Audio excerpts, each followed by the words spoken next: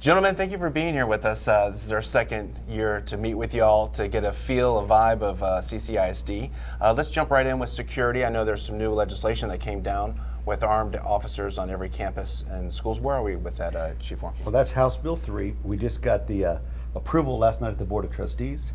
What we're doing is we're going to get 33 new full-time positions, and we're going to put an art person at every elementary campus. Is every campus staffed with those officers? They will be. We're not there yet, but we're working hard to get there. How many officers do you need as far as right now?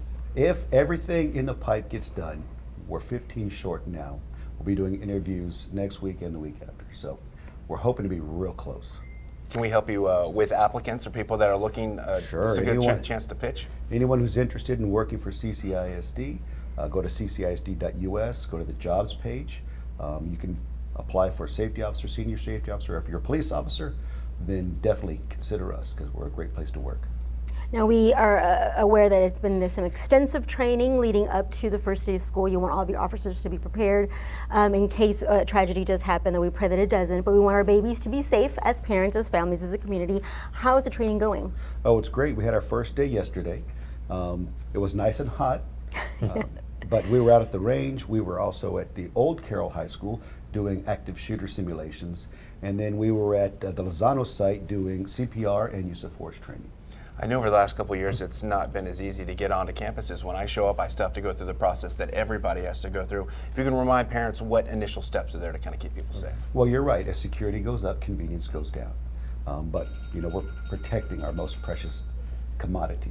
So we have our vestibules. You'll need to go in, check in, provide an ID, get scanned, and then you'll be allowed into the building. We're aware that last year we had intruder audits at the schools. Were all schools tested? 75% of all schools in the state of Texas were tested. So about 75% of CCISD schools were tested. And I'm very pleased to say that any small issues that were addressed in the very beginning were fixed real quick, some bureaucratic stuff. And the last semester we had a perfect bill of health. So, you know, we're really working hard to be perfect. And Dr. Hernandez, being the lead of the board, head of the schools, providing the funding that he needs to accomplish his goals of getting those officers on every campus and making sure he has what he needs. Where are y'all with that? Well, you know, just as it's a priority across the state, it's a priority here for us in CCISD as well. We really started this topic of safety several years back when we put our first vestibules in the schools, and we've made that a district-wide initiative. So all of our schools now, old ones and new ones, all have the safety vestibule. And so regardless of the fact that it's a state mandate now, it is something that we support 100% and are doing everything we can with the resources. In case tragedy does occur, how soon are parents notified and how are they notified? So it is one of those things that you have to gauge the situation. You know, it's always situational, but we would say immediately, once the school administration can figure out what are the details, because we would rather the parents have the information from us and accurate information instead of just random things that start flying all over social media.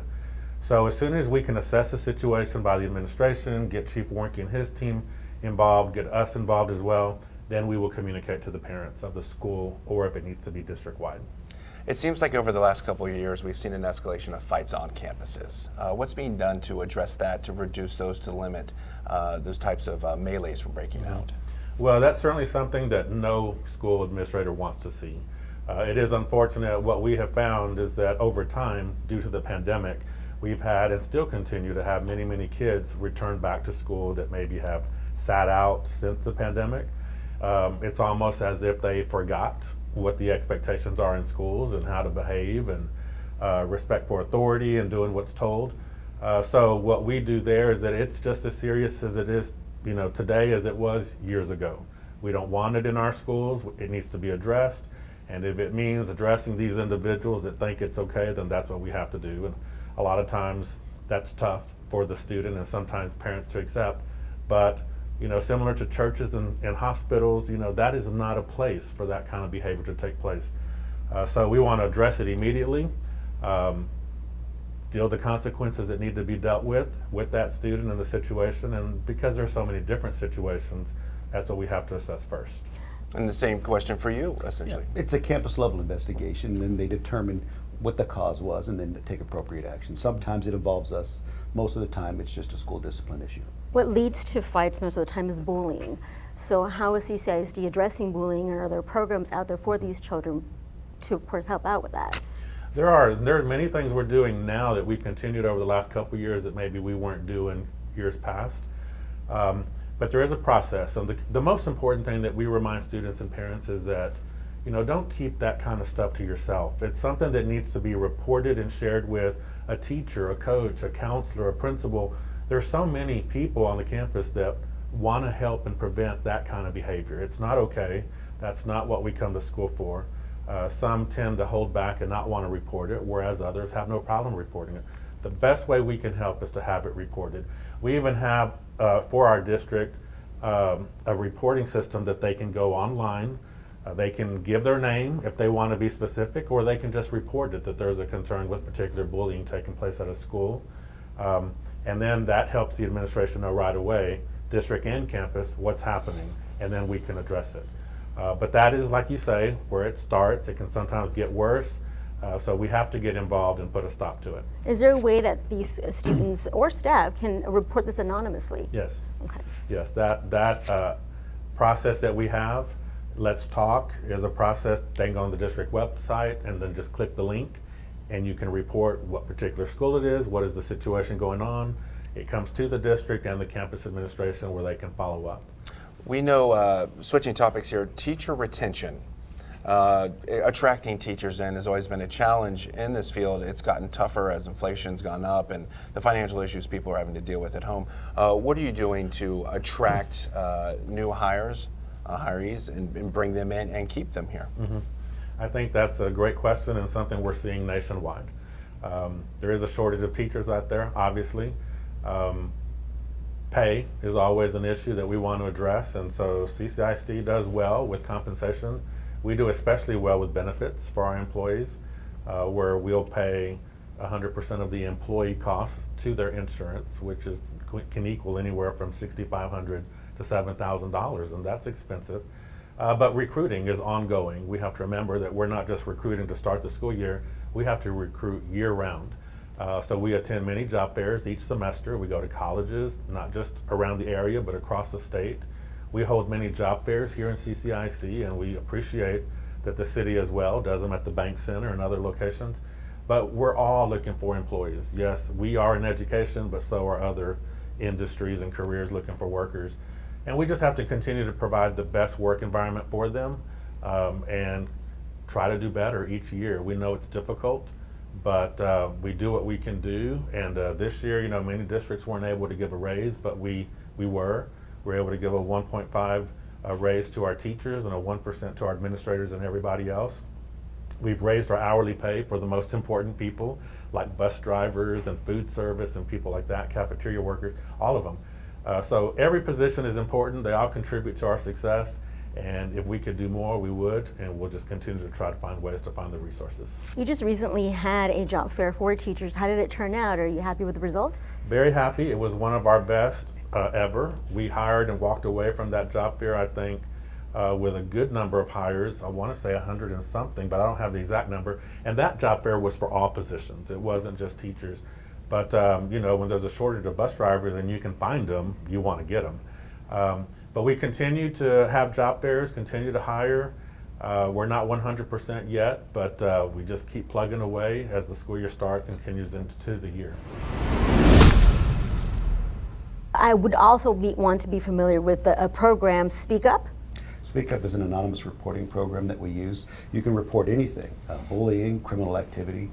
I want to also add, an ounce of prevention is worth a pound of cure. We are a Capturing Kids' Heart district, and you know, if you can get it ahead of the curve, so to speak, meaning you address character, sometimes you can prevent a lot of those issues.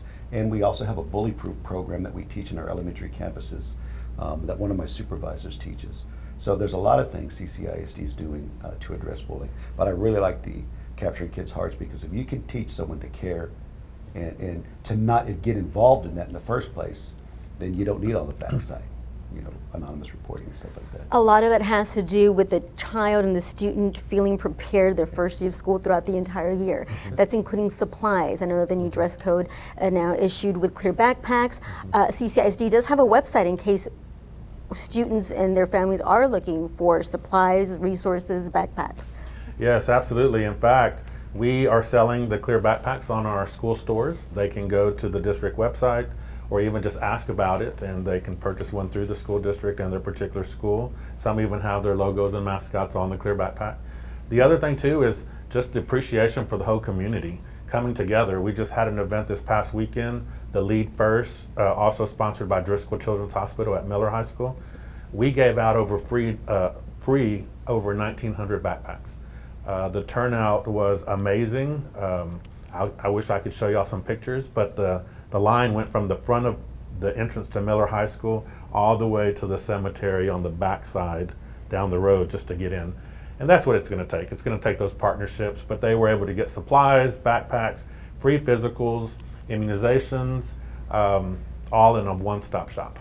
I'm glad that you said partnerships, because going back really quickly before you leave about safety, I think it takes the village, everybody, the entire community, not only your officers, not only the staff, students, parents, families. Yes. How can our parents help the school district and the staff make sure that our children are safe in school? You want that? Well, be part of the team. Understand that the interest of the student is our preeminent interest. So anytime we address anything, that is foremost in our mind. Understand that, know that the student is supremely important to everything we do. We are student focused, whether it's in education, transportation, or police and security. Everything we do is about the kids. Keep that in mind whenever we have to reach out and communicate with you, and know that that's what's in our hearts. And I know you're a father yourself, so I know exactly what we are feeling as you are. So thank you so much for taking care of our children. When I onboard any of my police or security staff, I tell them we'll be successful in this job if they do one thing, and that's care. And that is throughout the entire CCISD. It's a great place, and if you care, you'll be very successful. Dr. Hernandez, what other incentives does CCISD offer their teachers? Yeah, so we really try not just to focus on pay per year.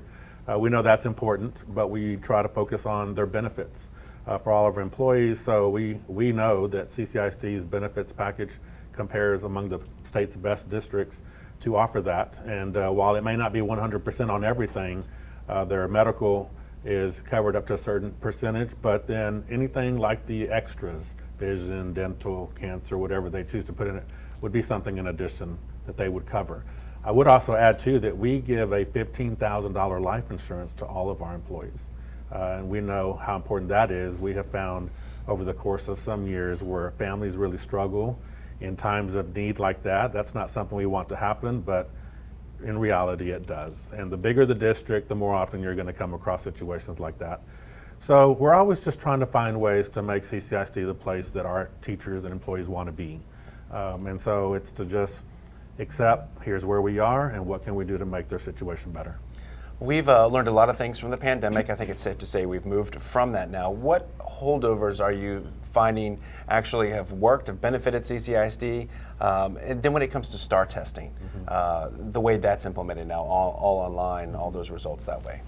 Well, you know, that's crazy that we think back now, but all things happen for a reason, right? And that was a situation when the pandemic came up, we were not ready and aware of where we stood exactly with accessibility for many families and students. And since then, as a result of the pandemic, we are in a much better place now moving forward, and we've kept that in place.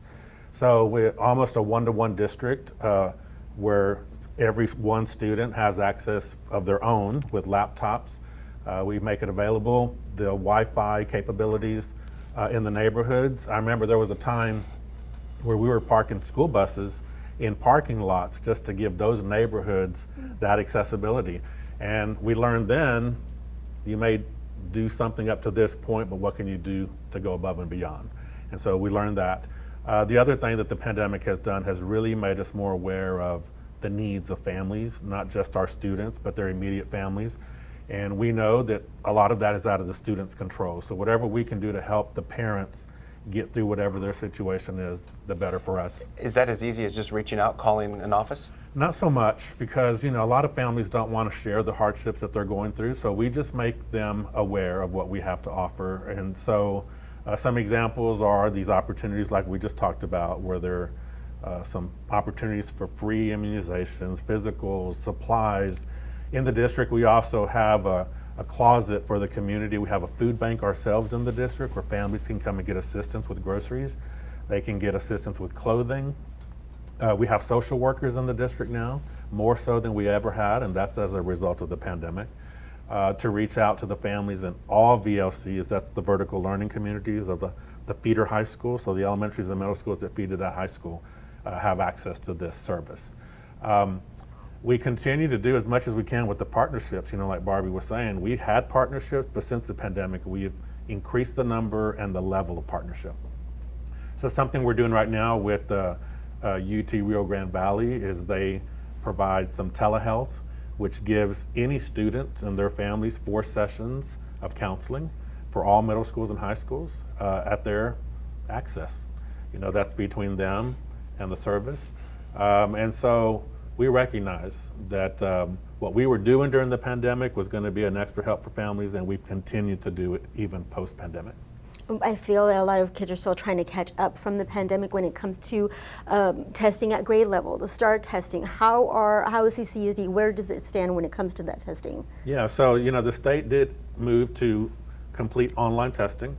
That's a big change in and of itself, because many learners prefer the hard paper and reading, but now to have to take a test the entirety on computer is a transition that we're still working with.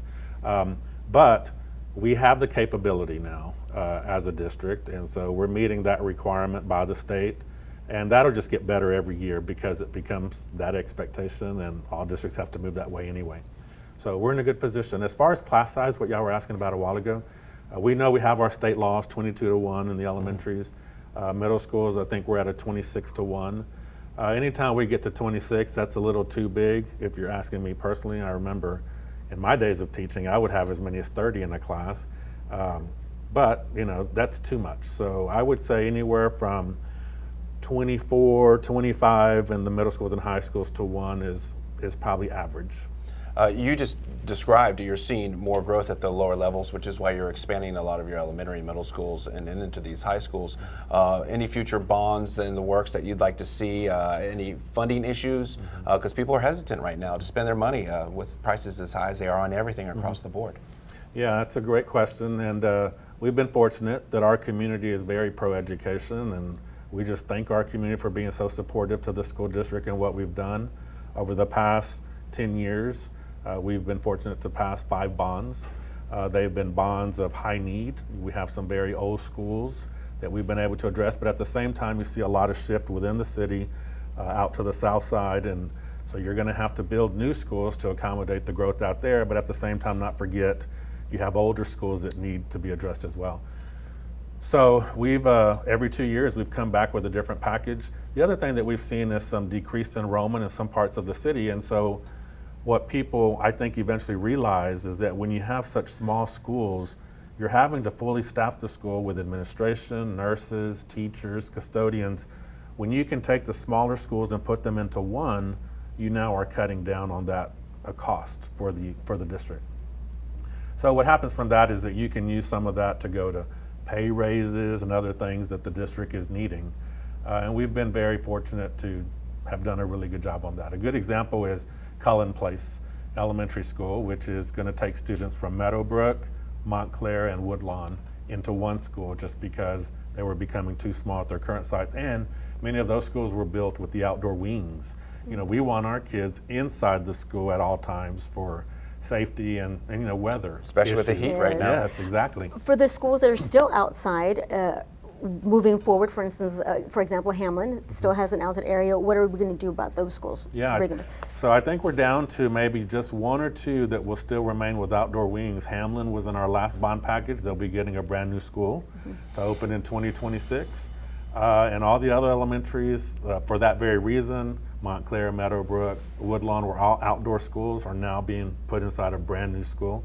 And I think the community appreciates that. So our focus has been safety and security, perimeter fencing as well, going around the schools just to keep our kids safe. And we want their parents to feel that our kids, their kids, are also safe at all times.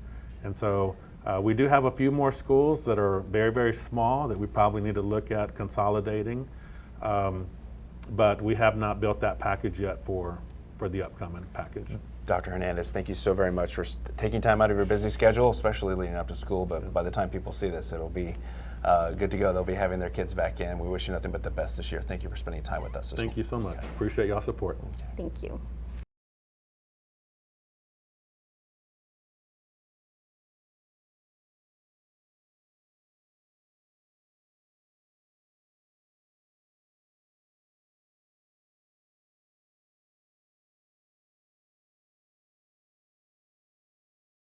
We're hearing from a lot of parents that the supplies that they need, are a little expensive. Tax-free weekend is a great time to go get those supplies, but the problem is school's starting much sooner than it has in the past. So are there any efforts to talk with our elected leaders to get them to push that back or to change that? Are you in support of that? How do you see that? There haven't been any decisions as far as that goes, but yes, conversations, and I would be supportive of that. As we look at schools across the state, many more districts have started to begin their school year a lot earlier, regardless of what weekend comes the tax-free. But that's a very important time for families. Many families are working hard. They're trying to time everything with when their paydays and checks come in. What we have heard is that in some cases supplies are hard to find. That may just be where they're going. That's why we try to do more for the district by selling on school stores, and then the free giveaways that we do on the weekends. But yeah, I would support extending that for families. I have one more question. When it comes to mental health, it's a huge component to having a successful education, especially since the pandemic, we've seen a lot of mental health issues, especially the little ones. So what programs are in place, not only in the high school, but the elementary level as well? Yeah, so we have I described some in the middle school and high schools, but some of the programs are district-wide, and a good example is what Chief shared on the Capturing Kids' Hearts. There's so many components to that, but really it's just connecting with our employees, whether it be the teacher, administrator, with the students, and trying to get as connected as they can to the families. Because again, the more connected we are, the more open they will be to share what the student situation is or what the family situation is. And where we can provide assistance is what we want to do. We're proud of what we've done over the past several years with Capturing Kids' Hearts. We started the 1 year, but up to now, which I think is now in our 4th or 5th year of Capturing Kids' Hearts, we have up to 25 national showcase schools. And that just tells you what's happening here is being recognized across the nation. And why do we do it? We do it for our students, our kids, and their families. Dr. Hernandez, we really do appreciate you being open and honest with us, sharing some time out of your busy schedule. Thank you for being with us. Yes. Wishing you the best year ever. Yes. Thank you.